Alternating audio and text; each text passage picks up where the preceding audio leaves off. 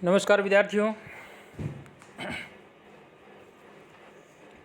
जैसा कि आपको पता है ही कि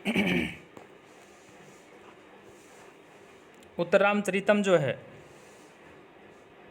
उसका पहला अंक हम अभी पिछले 2-3 वीडियो के अंदर जो है लगातार पढ़ ही रहे हैं। उससे पहले 2-3 वीडियो के अंदर उत्तररामचरितम और उसकी भूमिका के विषय में, भवभूति के विषय में, इनके विषय में जो है वीडियो आप लोगों तक मैं पहुंचा चुका हूं। मैं समझता हूं कि आप लोगों ने देख लिया होगा। हम लोग यूँ सोच रहे थे कि शायद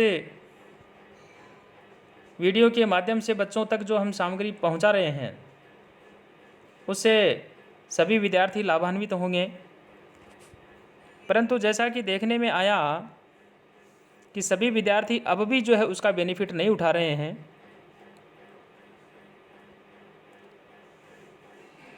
आप एमए फाइनल में हैं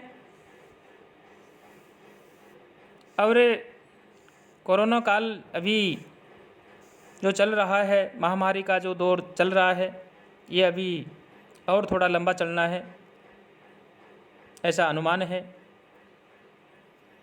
और आप लोगों के पास अभी कोई पाठ्य पुस्तकें हैं नहीं, तो मैं तो इस प्रकार से प्रयास कर रहा हूँ कि आप पाठ्य पुस्तक है उसकी कमी भी महसूस न करें,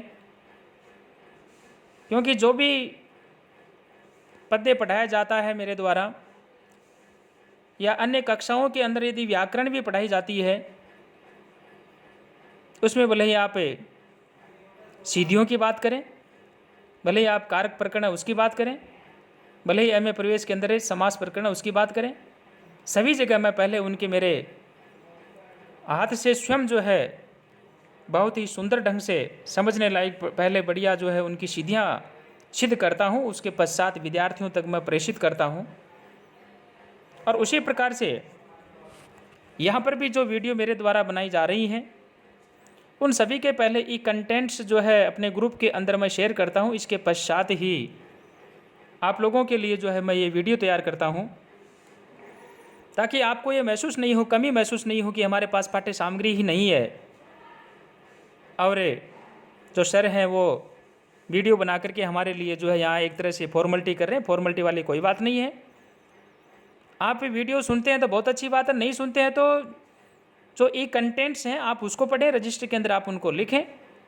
और आपकी यदि कोई समस्या आती है, एक तो मेरे ये समझ में नहीं आया कि या तो आप कोई भी विषय है उसको आप सुनते नहीं हैं, और सुनते हैं तो आपके कुछ भी समझ में नहीं आ रहा है, और समझ में यदि आ रहा है तो आप पूछते नहीं हैं। तो 3-4 क्वेश्चन मैंने आपसे किए। ऐसा हो नहीं सकता कि 100% बात आपके समझ में आ जाए, ये भी नहीं हो सकता। ये भी नहीं हो सकता कि आपके कुछ भी समझ में नहीं आए। ये भी नहीं हो सकता कि आप लोग जो है इनको जो पढ़ रहे हैं, पढ़ने के बाद में जो है आप रजिस्टर के अंदर नोट कर रहे हैं। आप लोग इनको नोट करना सीखें, क्योंकि आप लोगों के लिए क्लास जो है ये बहुत महत्वपूर्ण कक्षाएं हैं, और जो इन वीडियो के माध्यम से आप लोगों तक जो पाठ्य सामग्री हम पहुंचा रहे हैं या मैं जो पहुंचा रहा हूं, ये क्लास में बाई चांस यदि कोरोना काल ख़त्म भी हो जाता है और अपने यदि शून्य मरीजों की संख्या हो जाती है, यदि महाविद्यालय यदि शुरू भी हो जाते हैं, तो ये जो सामग्री पढ़ाई जा चुकी है वो आपको दोबारा नहीं पढ़ाई जाएगी। तो आप इसको विशेष रूप से नोट करें कि जो भी आपके पास ई कंटेंट्स जो आ रहे हैं, वीडियो जो आ रहे हैं, ई कंटेंट्स में आप स्वयं पढ़ सकते हैं, और जो वीडियो आ रहे हैं उनके माध्यम से आप सुन सकते हैं। यदि कोई चीज़ आपके समझ में नहीं आ रही तो आप जो है ग्रुप के माध्यम से पूछ सकते हैं, और इंडिविजुअली जो है आप वैसे भी पूछ सकते हैं। तो 9 जो पद्य है, 9वां जो पद्य है, मैं अभी उत्तररामचरितम जो एमए फाइनल के अंदर 8वें पेपर के अंदर जो चलती है पुस्तक है, 9 पद्य मैं कल जो आप तक वीडियो जो मैंने पहुंचाई थी उसके अंदर मैंने 9 पद्य जो है पढ़ा दिए थे। आज मैं 10वां पद्य जो आप लोगों को पढ़ाने जा रहा हूं। और यहाँ राम जो है, श्री राम जो है, भगवान श्री राम जो हैं वो इस प्रकार से ये बात कहते हैं, और क्या कह रहे हैं, लौकिका नाम ही साधु नाम अर्थ वाक अनुवर्तते ऋषीणाम पुनराद्या नाम वाचम अर्थोनुधावती। लौकिकानां साधूनां वाक अर्थम अनुवर्तते ही पुनः आद्या नाम ऋषीणां वाचम अर्थ अनुधावति। यानी जो लौकिका नाम, यहाँ बहुवचन आ रहा है, जो भी लौकिक साधु अर्थात जो सत्पुरुष हैं, लौकिका नाम साधु नाम वाक्य, ये पद्य भी महत्वपूर्ण है। आप इनको जो है ये जो पद्य आप लोगों को जो तक जो पहुँचाए जा रहे हैं, आप इनको सुना करो। तो लौकिका नाम साधु नाम वाक्य अर्थम अनुवर्तते, यानी जो लौकिक सत्पुरुष हैं उनकी जो वाणी है, वाक्मानी वाणी, अर्थम अनुवर्तते, अर्थात वाणी जो अर्थ है, अर्थ के पीछे जो है चलती है। यानी सत्पुरुष जो हैं, लौकिक जो सत्पुरुष है, उनकी वाणी जो है वह अर्थ के पीछे चलती है।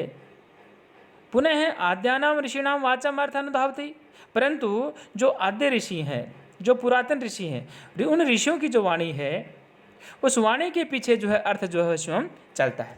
बहुत सुंदर बात कही है यहाँ पे। तो इस प्रकार से आप लोग जो है इसका अर्थ जो है वो समझें। और आद्या नाम जो है, इस प्रकार से आद्य का जो मुख्य अर्थ है, आद्य है प्रथमे मुख्यो।